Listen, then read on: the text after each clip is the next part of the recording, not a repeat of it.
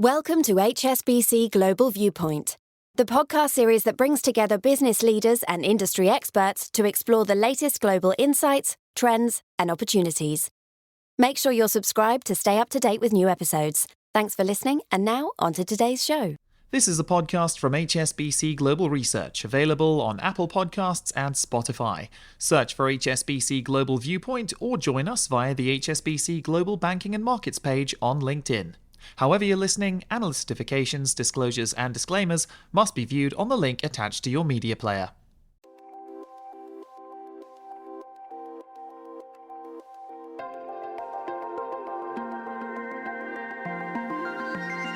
Hello and welcome to Under the Banyan Tree, our weekly podcast where we put Asia in context. My name is Fred Newman, the Chief Asia Economist here at HSBC, coming to you this week from New York City. And I'm Harold van der Linde, Head of Asia Equity Strategy, and I'm currently in Singapore. We've got a packed show for you today, and it's all about supply chains. It's a topic that's never far from the headlines, with wide-ranging implications for growth and trade, and of course companies and sectors in Asia and around the world. We're going to tackle it from various angles, starting with the big picture and working our way down to the semiconductor industry, where geopolitics is shaking up established Asian supply networks. There's a lot to discuss, so let's begin.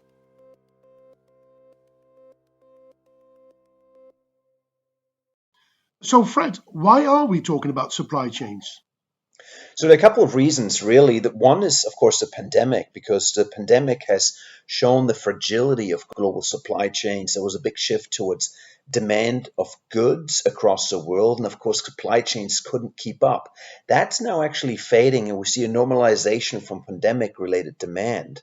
The trouble really is that there's a geopolitical element coming into supply chains as well, and that's really this idea that some economies want to disentangle their dependence on certain other economies, namely the tech space, for example. There's a view that maybe one should put more emphasis on the security of a critical component, that is secure supply chains. And that's why this idea of supply chain security, this idea of onshoring, friendshoring, etc., that we've seen in the headlines continues to persist.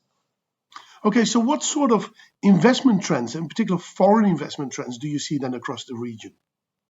Well, we already seen for several years now this rejigging of supply chains being reflected in FDI flows. And while globally FDI flows, that is foreign direct investment inflows, have actually collapsed in recent years, into Asia they continue to be very strong. But there's a subtle shift here. ASEAN in particular, that is Southeast Asia, continues to see very strong inflows. India is running at near record inflows as well. And to some extent, it is perhaps signaling a shift of supply chains out of China to some extent into markets like Malaysia or Vietnam, for instance, and possibly as far afield as India. But I believe that, contrary to common belief, there's still a lot of foreign direct investments going into China. Is that correct? Why is that the case? That's right. Actually, China continues to receive near record amounts of foreign direct investment inflows. Now, that probably means that globally companies are still looking at the Chinese market as a growth market. So the type of investment is shifting. You now invest in China to really produce for the Chinese market, and you're shifting potentially some production into Southeast Asia. So it's kind of this China plus one strategy we heard a lot about, which is big multinationals continue to invest in China because of its strong growth prospects, but at the same time creating some supply chain redundancy by shifting some production into Southeast Asia in particular, where, again, Malaysia and Vietnam are probably some of the winners. Oh, that's interesting. But I suspect that this reshuffling of supply chains across Asia impacts these trade flows across the region as well. It does, very much so. So we shouldn't really think of the complete disentangling of supply chains. Rather, we see a shift in kind of the production base for certain types of products. In particular, we see very strong trade growth between China and ASEAN, that is Southeast Asia, because yes, we're moving some production into places like Vietnam and Malaysia, but they're still using a lot of components that are actually produced in mainland China. And so that's why you see trade actually between mainland China and ASEAN being so robust. It's growing very rapidly because we're not fully disentangling supply chains here. Rather, we're moving some production Southeast Asia, and we still have very, very intricate production networks across the region. Well, if companies move from China and let's say they go to ASEAN, they have a few choices. Are these countries trying to make themselves attractive? Or do they invest in harbor capabilities, infrastructure, education, and these sort of things? Yeah, there's a lot of competition among economies to attract more FDI, more foreign direct investment. And the competition really runs along the lines of who can provide the best infrastructure, where is labor markets perhaps more flexible, where there's sufficient labor available. And those are all factors that really, which is driving policy in these economies. Some are more successful at it, some are less successful. But a key issue that's actually emerging here is labor supply. So in some ASEAN markets in Southeast Asia, we're running actually a bit into labor supply issues. And that's why some companies are looking to India because of that, because that economy, of course, has an seemingly inexhaustible depth of workers where companies can draw. Well, that's interesting because that's, of course, good news if you are in ASEAN or in India, because you get employment. It means you can consume differently as well. You get wages coming up maybe. Do we see evidence of that as well? Very much so. There's linkages to the local economy, and economists talk about backward and forward linkages of foreign direct investment. And if a foreign company comes in, hires workers, it has spillover effects into the local economy. And so very much so in places across ASEAN, but also increasingly in India, there is a sense that this foreign direct investments coming in is producing employment opportunities, helping to lift consumption, and so benefits really the wider economy. One remarkable thing is just how resilient this FDI flow has been in recent years, right through the pandemic.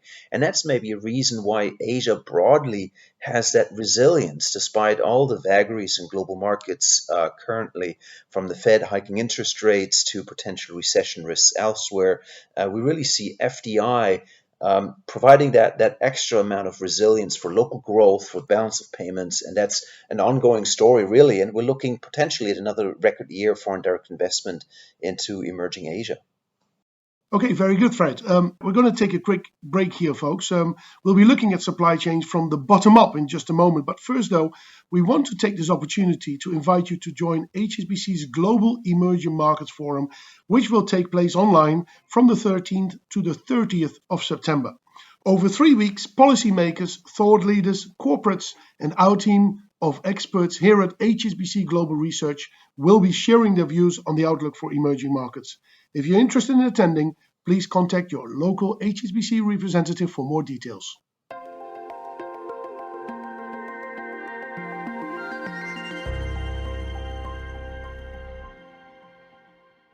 So, Harold, you've looked at supply chains as well. What specific angle are you taking in your analysis?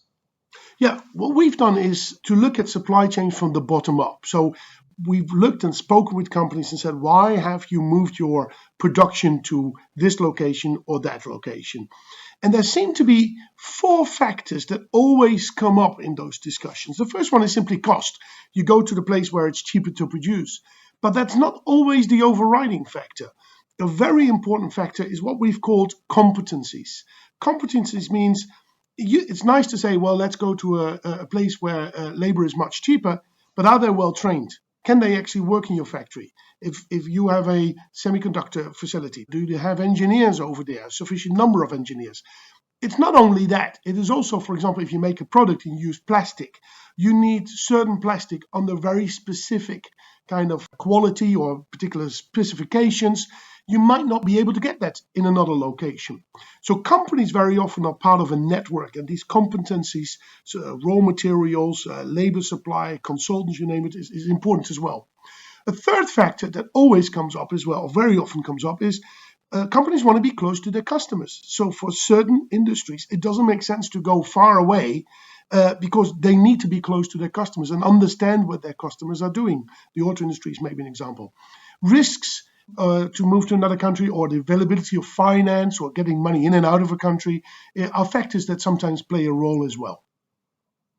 So you're describing really a number of factors that determine supply chains, how they operate, what factors are really determining where companies put their particular production locations. Is there a degree of inertia, if you will, that once you have established certain supply chains, there's this type of stickiness to it, so that actually you're not going to see supply chains move as quickly as the headlines might suggest? Absolutely. This is very important because, as I mentioned, very often people say, well, the cost of labor goes up in one country, factories are going to move to another country. They only look at one of these factors that determine it, but they don't look at the other factors that I mentioned, competencies, risk, being close to consumers, and these sort of things. So let's take, for example, the auto industry. They have to deal with higher labor costs. They could move out to another country and go there, but do they have the engineers there? Can they get the components there? Do the suppliers, can they move as well? Do they have the finance to move? All these issues come at play. So what you see, the auto industry is a nice example actually, that they don't even want to move. They need to stay close to the consumers to understand their consumers. So they stay, but you see that part of their network, so some of the component makers or the makers of components for components and these sort of things, they're moving out to Vietnam or Thailand or Malaysia and elsewhere and set up there. And that impacts the trade that you were referring to. And the ones that have to stay or want to stay, for example, in China, they're going to deal with these higher costs through maybe automation and these sort of things. So is it fair to say that labor costs are less of a determining factor really in driving supply chains, or the allocation decision by companies to where to put new production sites? Are we overstating the importance of labor costs here? Yeah, I think so. We often overstate the importance of labor cost. And it's not just the cost of labor, it's the quality of that labor, but it's also the quality of the raw materials that you can get. Can you ship your stuff out of a harbor there? What are all sorts of other factors that play a major role there? And that means that these supply chains are simply, more sticky, as you mentioned, Fred, than people like to think. Or the movements are much slower than very often what many people expect it to be. Now, one industry that's often mentioned where there's a big reshuffle potentially is the tech space, and specifically semiconductors. And we already talked about the geopolitical sensitivities here. Have you looked at the tech space, and what do you see there in terms of supply chain rejigging? Yeah, so there's a couple of things going on. First of all, China has really tried to make a big move to get into semiconductors. I used to live in Taiwan 20 years ago, and the talk was there, hey, the Chinese are really investing. They're going to compete with, for example, the Taiwanese. But we're 20 years later, and still they haven't really caught up. So some of the Taiwanese have really, and Koreans as well, have really stayed at the forefront of technology there and do that out of Taiwan. Now, the issue now here is that geopolitics play a role here, whereby they have American and Chinese consumers. So what you see here is that some of these companies are moving some of the production to, for example, to America and say, okay, we'll set up a plant in America in order to service our American clients. Or they go, for example, to Europe and do that over there. So there, the movements of supply chains is really driven by, you could say, geopolitics. What it also means is that, for example, if you have one nation, say America and China, going for different technologies, and we've seen this in the past, for example, in the mobile space, that you need different chipsets for that as well. So they might have one factory that makes chips for handsets, for American handsets, that uses a particular technology, and another factory somewhere else that makes it for the Chinese, using a very different technology as well. So you get dual track technologies emerging in some of these industries as well. So you're talking about the risk really of splitting technology into different realms where we have rival technologies develop in different markets potentially over time. That should be highly inefficient. It sort of requires a duplication of production processes, different standards potentially developed. Is that a big headwind then when we think about the tech sector, or is this actually opportunity? Yeah. that is a cost for the world. It is an inefficiency that we have to deal with, and consumers probably have to pay for that at some point in time.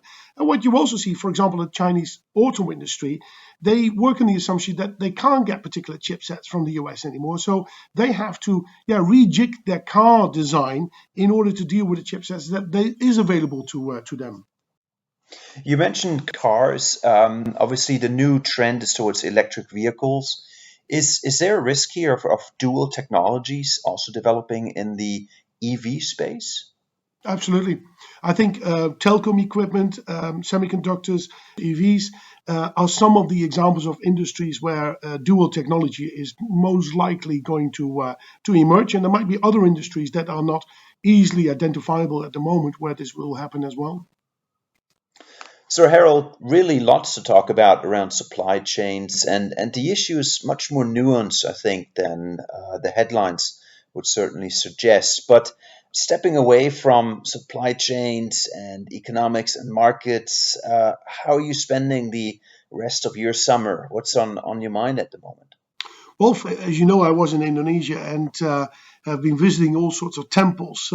I met a historian there who's just done a translation of a book written by a Buddhist in the 14th century, and I got a copy of that. So I'm going to read that. It's part of my kind of personal research efforts into the rise of what is called the Majapahit Empire in Indonesia.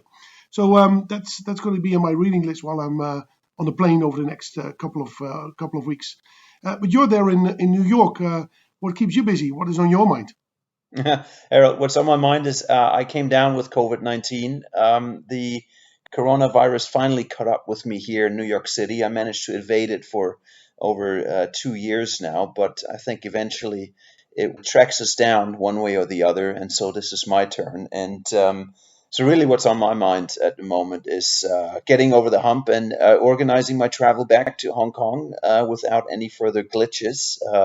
So that's really on my mind for the coming days.